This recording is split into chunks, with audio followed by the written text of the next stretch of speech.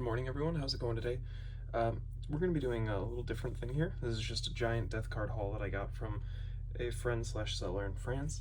So we'll start off with the item that originally I was interested in, and then some of the stuff that he kind of figured I would be interested in, and then some of the stuff that he gifted me along with it. Now, this is the more unique item. Start with the picture. As you can see, little differences here. You might be used to seeing the military police style, like the Kettenhunde, as they would say, but as you can see, there's a little different marking on the helmet and the collar tabs.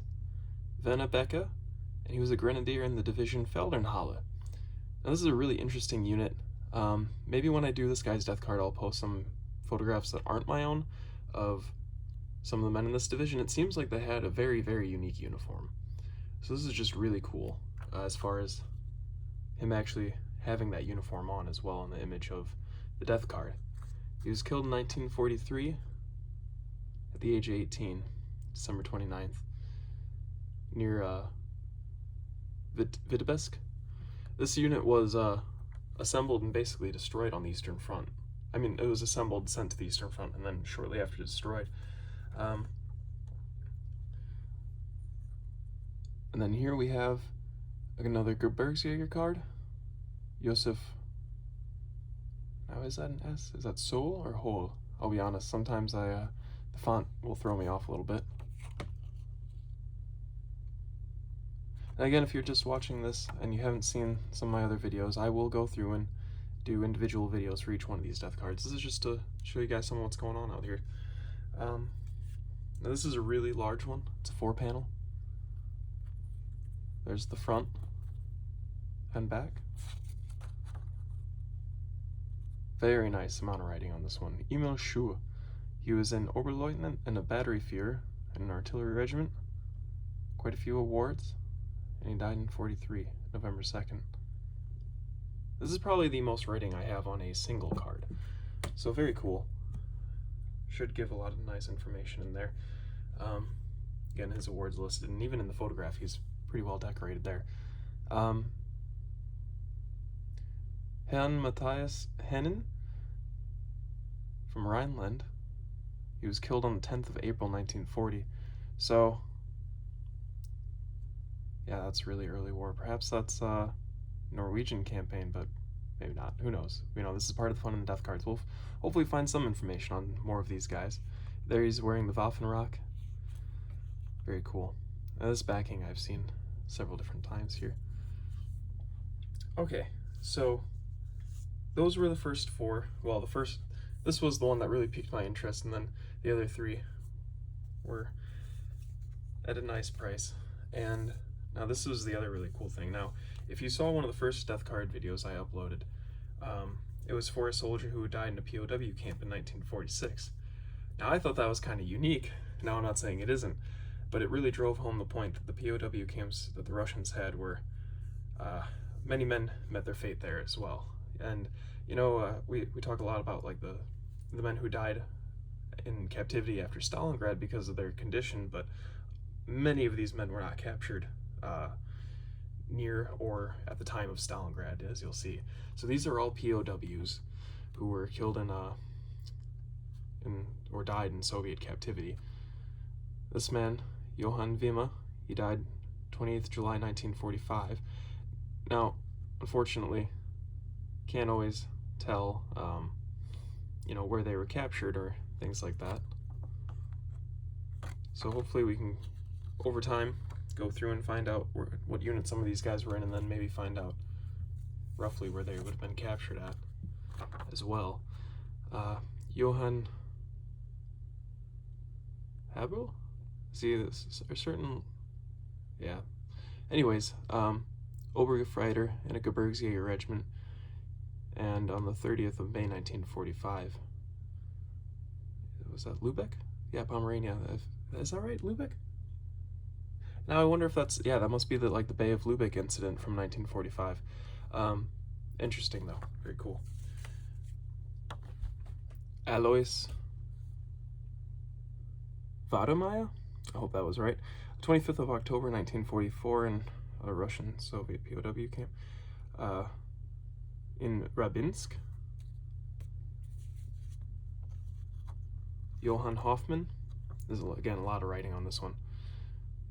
Quite a few awards for this guy. From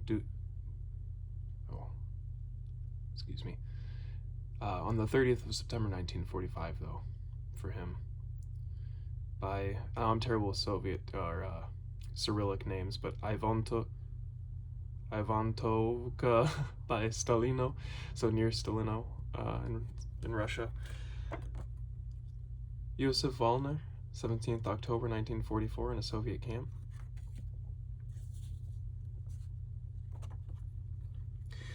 Josef Reich. He was also at Gebergs, and 16th of December 1945. This one was in Yugoslavia, though.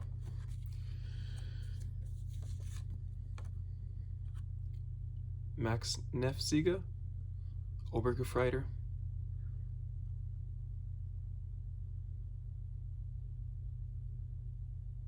It's very strange. I've never seen it with the written in the Roman numerals like that.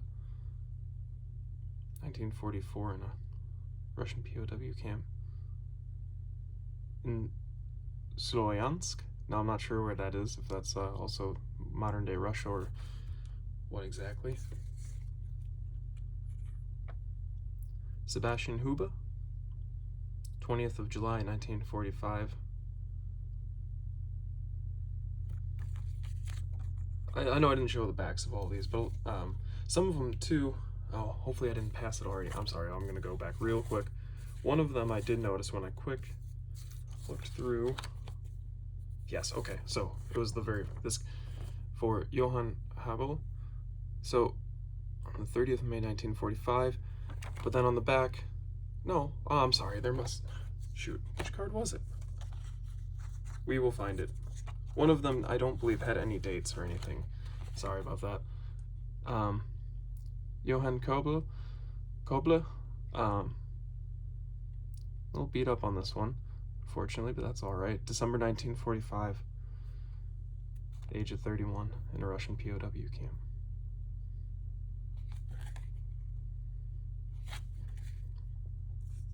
Now this is actually the first card I have that has an original image on it that they just glued on, or whatever the process would have been. He was in Infantry Pioneer Regiment, or in a Infantry Pioneer Regiment, and I believe that is Lucas Brudel, and he died on the 2nd of April 1945 at the age of 20 in a Russian POW camp.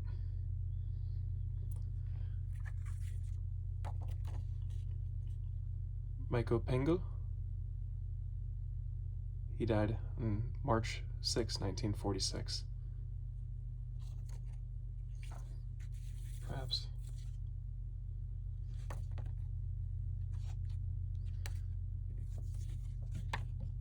Okay. So I've never actually seen this first name before, but Egidius, I'm gonna guess. I'm not even sure how the German enunciation for that would be.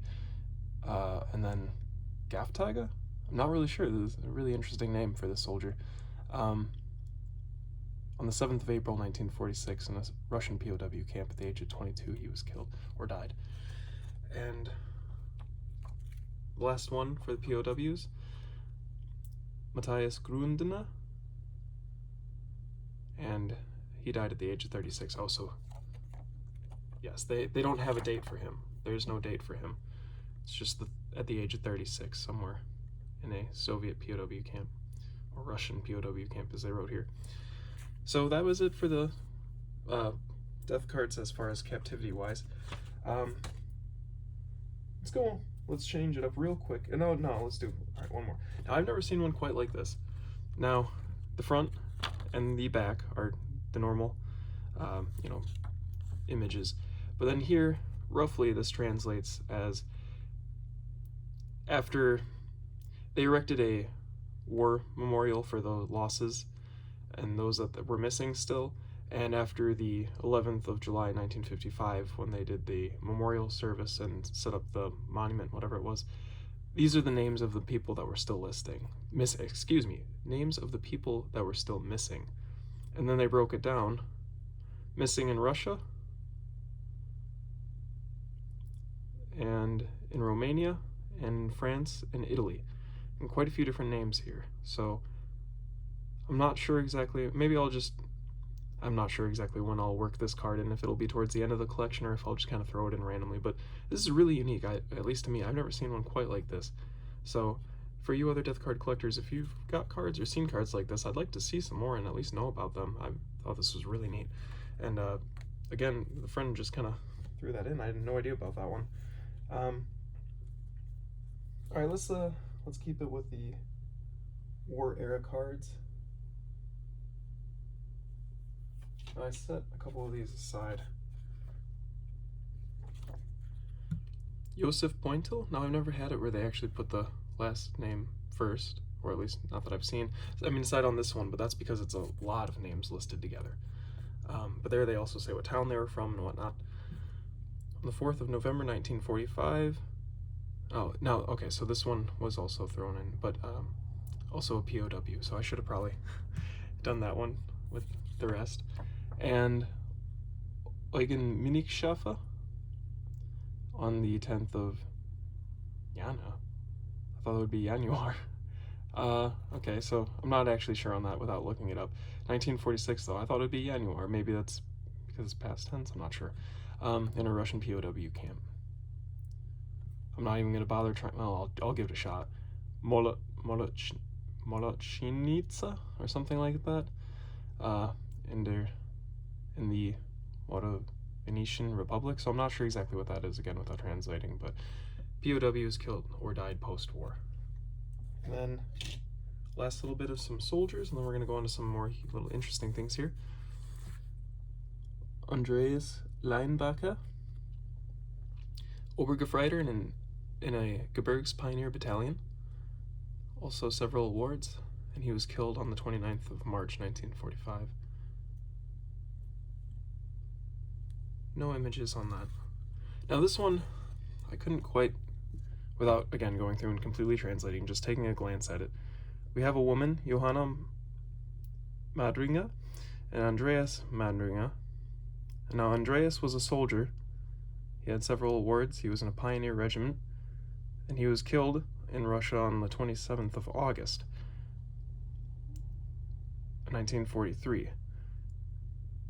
And Joanna was killed or died on the 20th of September 1943. So, very interesting. I wonder if that was an air raid or what exactly happened. Oh,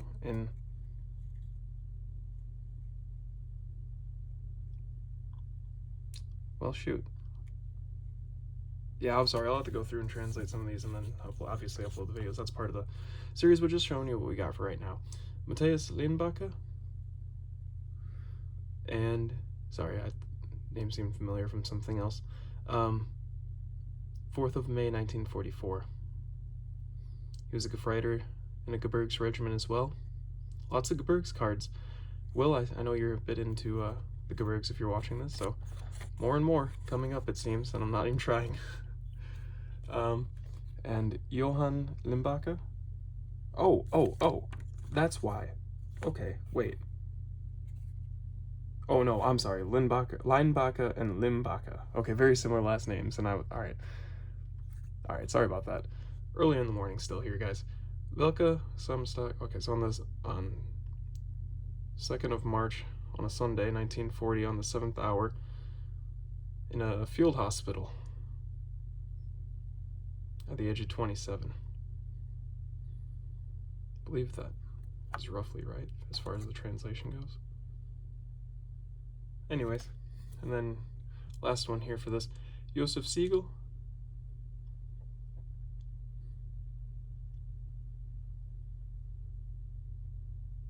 Is this one of the ones? Okay, so this is the weird one. There is no date of death. It just says that he died at the age of 20. And on the back, there is no date or anything. So was this a test run, or was this just one that they misprinted, or did they not have the information? I don't know. Just interesting to see though. So very cool. Now we're going to go on the last little bit here. None of these are exactly World War II cards, but nonetheless they were, again, gifted and very, very cool. Now I've seen these online in various places, but one for Dr. Engelbert Dollfuss, who was the Austrian Chancellor who was assassinated by National Socialists of Austria in 1934. It's very cool. It does have some damage here, as you can maybe hold it up against the wall. You can kind of see that it has holes going directly through it, but nonetheless, it's a very significant card as far as its historical importance. And now, I'm not familiar with the name. Hans Kiefewette, but different uniform style, so I'm going to assume this is probably